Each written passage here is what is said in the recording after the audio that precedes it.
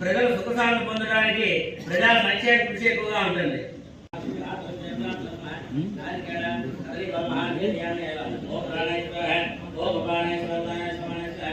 అయితే విద్యా సంస్థలు అంటే మెడికల్ కాలేజీలు, వైద్య సదుపాయాలు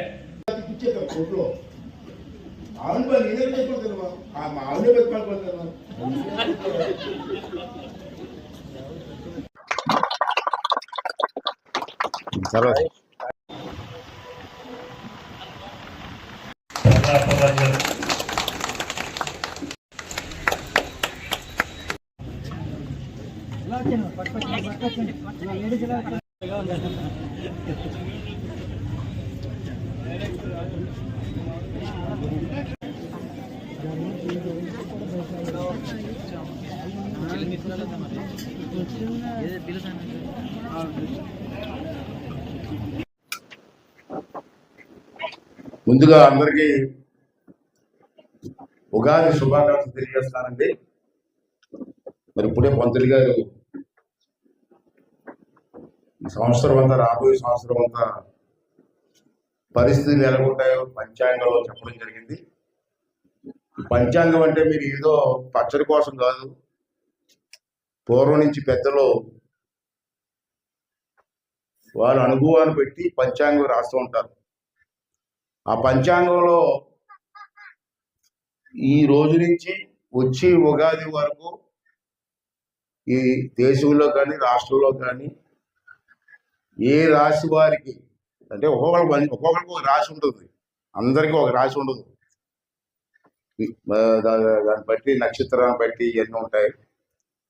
దాంట్లో క్లియర్గా అంటే 100% జరుగుతుందని చెప్పలేను కానీ 60-70% జరిగే సందర్భాలు మనం చూసాం.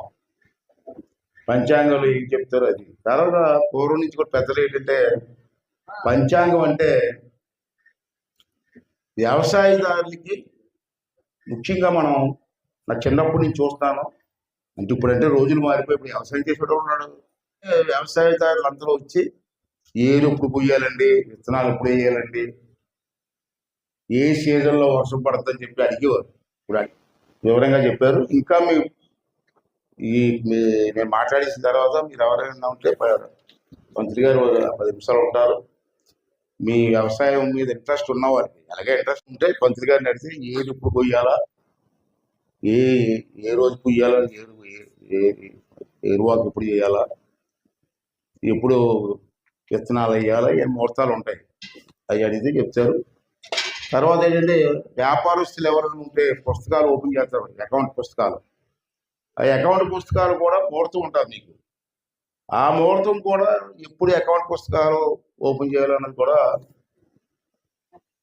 పూర్వం నుంచి కూడా ఉగాది నాడే డిసైడ్ చేస్తూ ఉంటారు. పుస్తకాలు ఓపెన్ చేస్తూ ఉంటారు, వ్యాపారాలు స్టార్ట్ చేస్తూ ఉంటారు. ఆ రెండు కూడా పంతులు గారు ఉన్నారు కాబట్టి మీరు అడిగి తెలుసుకోవచ్చు. అంచేత రెండోది ఏంటంటే మనం ఇక్కడ నర్సీపట్నంలో నూకాలం పండుగ మనతో పూర్తయింది. ఈ సంవత్సరం మైడం పండుగ ఉండదు, వచ్చే సంవత్సరం మళ్ళీ మైడం పండుగ ఉంటుంది మనకి. నూకాలం పండుగ ఈ సంవత్సరం మాత్రం చాలా బాగా చేశారండి, చాలా బాగా చేశారు. చాలా రోజుల నుంచి ఇంత బాగా చేయడం చూడలేదు నేను. అలాగే వేయకూడదమ్మా, తప్పు. కుంకుమ పెట్టుకొని చీర కట్టుకొని వచ్చి బిందుతో తెచ్చి నీళ్ళిపోయేది కాలుకి. ఆ చెంపుతోటి ముఖం కొట్టుకుంటారా కాలుకి? అంటే చాలా మారిపోయింది పరిస్థితులు. అంచేత కాలానికి అనుగుణంగా మనం మారాలా, పండగకు అనుగుణంగా జనం మారాలా అన్నది ఈ పెద్దలు చెప్పాలి. మరి నాకు అనిపిస్తుంది ఒకసారి మనకు అనుకూలంగా ప్రజలు మారరు, స్టైల్ మారిపోయింది. ఇప్పుడు ప్రజల స్టైలే మారిపోయింది. నేను అక్కడ ఒకసారి అన్నవరం పెళ్ళికి వెళ్ళాను. నేను మా ఫ్రెండ్ వాళ్ళ అమ్మ పెళ్ళి అయితే పంతులు గారు లేరు, రికార్డింగ్ పిలిచారు. మంత్రాలు రికార్డింగ్ సార్, దాని కట్టండి దాని కడుతున్నారు, కూర్చోబెట్టుకోవచ్చు. మరి పంతులు లేకుండా పెళ్ళేటప్పుడు నాకు అర్థం. అంటే పరిస్థితులు ఇప్పుడు కాలానికి అనుగుణంగా ప్రజలు ఉండలేదు. అంటే ప్రజలకు అనుగుణంగా మనం వెళ్ళాలా? ఈ పెద్దలందరినీ అడుగుతున్నాయి. మన ఉగాది నాడే నాకు 45 సంవత్సరాల నుంచి ఉగాది చేస్తున్నాను నేను. నా చిన్నప్పటి నుంచి ఉగాది నేనే చేస్తాను. నాన్నగారు చనిపోయిన దగ్గర నుంచి నేనే చేస్తున్నాను. నాకు సిస్టమ్ మా బుర్రలోకి వచ్చింది. అది నాకు ఆలోచన. అది మీ పెద్దలందరూ ఓకే అంటే అలా చేద్దాం. మొన్న కాకినాడ వెళ్ళాను. కాకినాడలో కూడా నూకాలమ్మ గుడి ఉంది. చాలా బ్రహ్మాండంగా చేస్తారు పండగ. నేను అక్కడే చదువుకున్నాను. చిన్నప్పటి నుంచి అక్కడే చదువుకున్నాను. చూసేవాళ్ళు మనలాగే చేస్తారు వాళ్ళు. ఈ డప్పులతోటి వీళ్ళతో బాధపడలాక జాగరాలు తీసేస్తారు. జాగరం రోజు గుడి దగ్గరికి వెళ్ళి 2 గంటల డప్పులు కొడేసి వెళ్ళిపోతున్నాం. ఈ ఊళ్ళో తిరగడం అది లేదు. 2 గంటల ప్రతి జాగరానికి 2 గంటలు డప్పులు వెళ్ళడం, గుడి ముందు నుంచోవడం, డప్పులు కొట్టడం, 2 గంటలు డప్పులు కొట్టడం.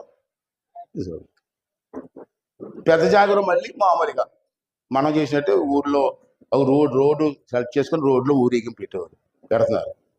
అలా చేస్తే గొడవలు పోతుంటుంది నాకు. మరి పండగ చేస్తే ఎందుకు కోపం వస్తుందండి? పండగ చేయకపోతే కోపం వస్తుంది.